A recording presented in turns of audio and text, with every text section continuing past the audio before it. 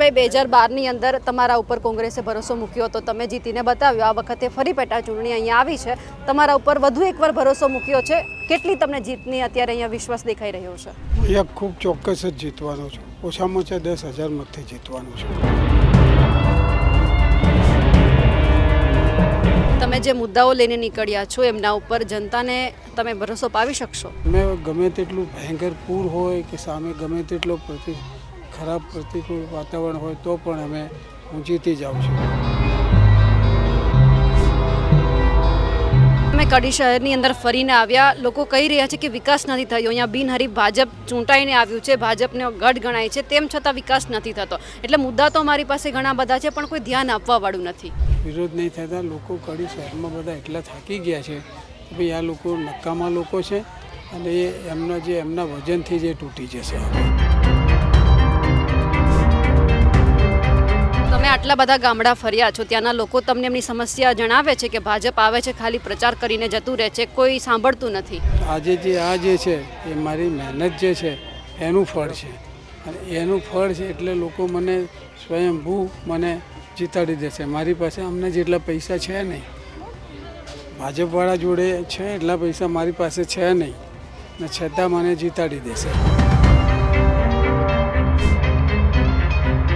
રમેશભાઈ, એક છેલ્લો સવાલ કે જે રીતે અત્યારે આ બધા વિકાસના મુદ્દા લઈને નીકળી પડ્યા છે, 2012માં તમે અહીંના ધારાસભ્ય કડીના હતા, બરાબર છે? ત્યાંથી લઈને અત્યાર સુધી તમે જોયું કે ભાજપે કોઈ વિકાસ કર્યો? વ્યક્તિ દીઠ જે ગ્રાન્ટો થોડી ફાળવી એમાં થોડા વિકાસ થયો, બાકી જે આયોજનની ને એક્ટિવિટીની જે ગ્રાન્ટો આવે વર્ષે 1.5 કરોડ રૂપિયા, એમાંથી આ લોકોને કશું આપતા છે નહીં। એ એમનો રોડ નાખેલો હોય તો રોડ નાખીને પાછું એને તોડીને ફરી પાછું રોડ નાખે, ભ્રષ્ટાચાર સિવાય કશું કરતા છે નહીં। નમસ્કાર, આપ જોઈ રહ્યા છો નિર્ભય ન્યૂઝ અને હું છું આપની સાથે રિધિ। જ્યારે આજે કડી બેઠક ઉપર આવ્યા છીએ ત્યારે આ વખતે એવું કહેવામાં આવે છે કે ચાવડા વર્સિસ ચાવડાનો જંગ છે। એટલે આ વખતે કયા ચાવડા ઉપર સૌથી વધારે કડીના જે મતદારો છે તે ભરોસો મૂકવાના છે તેમની જ્યારે ચર્ચા કરી રહ્યા છીએ ત્યારે મારી સાથે અત્યારે કોંગ્રેસના ઉમેદવાર રમેશભાઈ ચાવડા જોડાયેલા છે। સીધી તેમની સાથે જ વાતચીત કરીએ। રમેશભાઈ, નિર્ભય ન્યૂઝમાં આપનું સ્વાગત છે। રમેશભાઈ, 2012ની અંદર તમારા ઉપર કોંગ્રેસે ભરોસો મૂક્યો હતો, તમે જીતીને બતાવ્યો। આ વખતે ફરી પેટા ચૂંટણી અહીંયા આવી છે, તમારા ઉપર વધુ એકવાર ભરોસો મૂક્યો છે। કેટલી તમને જીતની અત્યારે અહીંયા વિશ્વાસ દેખાઈ રહ્યો છે? અહીંયા ખૂબ ચોક્કસ જ જીતવાનો છું, ઓછામાં ઓછા 10,000 મતથી જીતવાનો છું। લોકો કેટલો સપોર્ટ કરી રહ્યા છે? લોકો મને ખૂબ સપોર્ટ કરી રહ્યા છે। કડી શહેરમાં ખૂબ જ પરિસ્થિતિ ખરાબ હોય, અહીંયા બધું ખોટું બહુ થતું હોય, છતાં કડી શહેરમાંથી જે લોકો જે એજ્યુકેટેડ લોકો છે એ આ ભાજપથી થાકી ગયા છે। એ લોકો મને સીધું હવે મને રિસ્પોન્સ કરે છે કે ભાઈ તમે આવો અને તમે લડો, અમે તમને મદદ કરીશું। તમે જે મુદ્દાઓ લઈને નીકળ્યા છો એમના ઉપર જનતાને તમે ભરોસો પાવી શકશો? અહીંયા હું છે ને તો 1995થી અહીંયા હું ચૂંટણીઓ લડું છું મ્યુનિસિપાલિટીમાં। હું કોર્પોરેટર તરીકે 95માં ચૂંટાયેલો, 2012 સુધી કોર્પોરેટર હતો, હું ધારાસભ્ય પણ હતો, કોર્પોરેટર હતો અને વિરોધ પક્ષનો નેતા પણ હું હતો। એટલે અહીંયા બધા આટલા વર્ષથી હું એક ધારો ચૂંટાવું છું। મારી વાઈફને મેં 2015માં ચૂંટણી હું ના લડ્યો એટલે એમને લડાયા, તો 2 ટર્મથી મારા વાઈફ ચૂંટાય છે।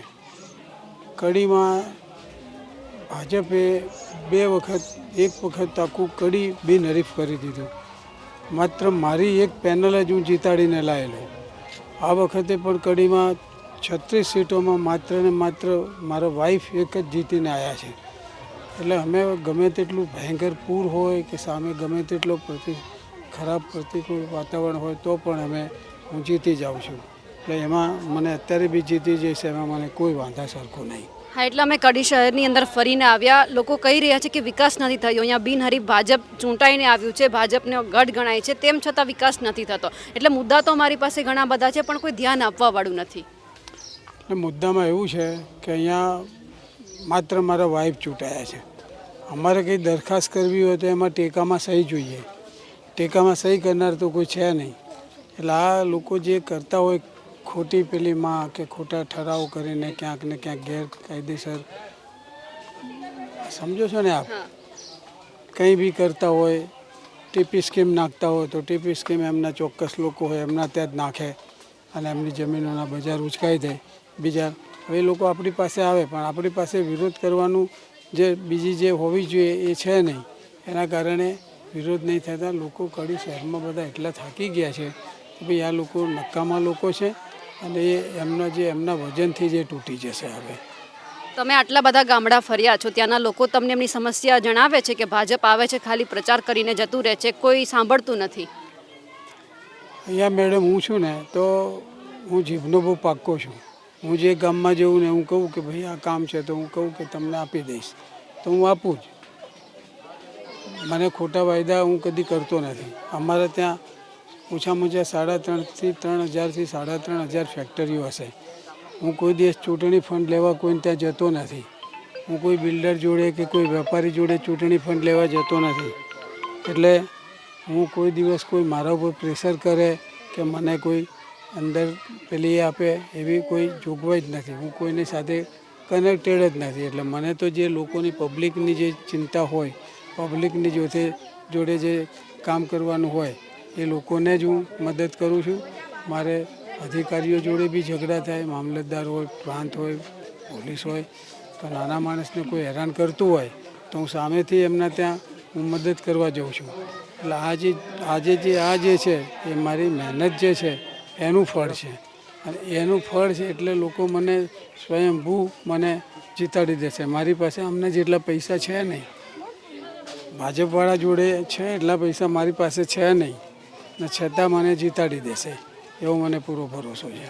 રમેશભાઈ, એક છેલ્લો સવાલ કે જે રીતે અત્યારે આ બધા વિકાસના મુદ્દા લઈને નીકળી પડ્યા છે, 2012માં તમે અહીંના ધારાસભ્ય કડીના હતા, બરાબર છે, ત્યાંથી લઈને અત્યાર સુધી તમે જોયું કે ભાજપે કોઈ વિકાસ કર્યો કે પછી તમે જ્યારે 2012માં બધા ગામડા ફર્યા હતા એવા ને એવા જ આ બધા ગામડા છે?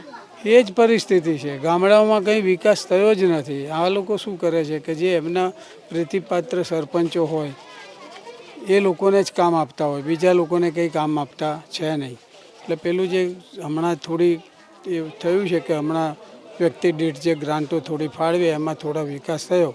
બાકી જે આયોજનની ને એક્ટિવિટીની જે ગ્રાન્ટો આવે વર્ષે 1.5 કરોડ રૂપિયા, એમાંથી આ લોકોને કશું આપતા છે નહીં. એ એમનો રોડ નાખેલો હોય તો રોડ નાખીને પાછું એને તોડીને ફરી પાછો રોડ નાખે. ભ્રષ્ટાચાર સિવાય કશું કરતા છે નહીં. બિલકુલ, આપ અમારી સાથે જોડાયા, આપનો ખૂબ ખૂબ આભાર. Thank you very much. તો જે રીતે અહીંયા મુદ્દા ઘણા બધા છે અને કહી રહ્યા છે કે આ વખતે રમેશભાઈ કે કોંગ્રેસ આ બેઠક ઉપર 10,000ની જે લીડ છે તેમનાથી આગળ ચાલીને જીતે છે, પણ એ જોવાનું છે કે ખરી રીતે કામ થશે કે નહીં. કારણ કે સૌ કોઈનો એ જ સવાલ છે કે ઉમેદવાર જોઈએ છે અને જ્યારે ઉમેદવાર આવે છે પ્રચારમાં અને પછી જ્યારે ધારાસભ્ય બની જાય છે પછી કોઈ કામ કરીને જાય છે કે નહીં એમના ઉપર હોય છે, પણ ખરી રીતે જેમણે ગાદી અપાવી છે એમના કામ પહેલાં થવા જોઈએ. અમારા અહેવાલને લઈને આપનું શું કહેવું છે કમેન્ટ કરીને ચોક્કસથી જણાવજો. સાથે જ જે રીતે રમેશભાઈએ વાત કરી છે તેમને લઈને આપ શું માનો છો કમેન્ટ જરૂરથી કરજો અને અમારા અહેવાલને લાઇક, શેર અને સબસ્ક્રાઇબ કરવાનું ભૂલશો નહીં. નમસ્કાર.